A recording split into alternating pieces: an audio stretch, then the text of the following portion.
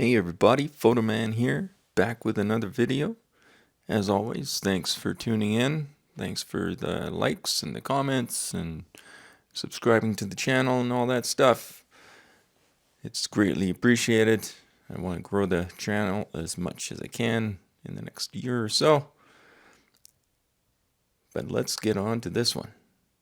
Spring Lake, which was originally named Edmonton Beach, is a village in central Alberta, south of Daysland, just east of Highway 855.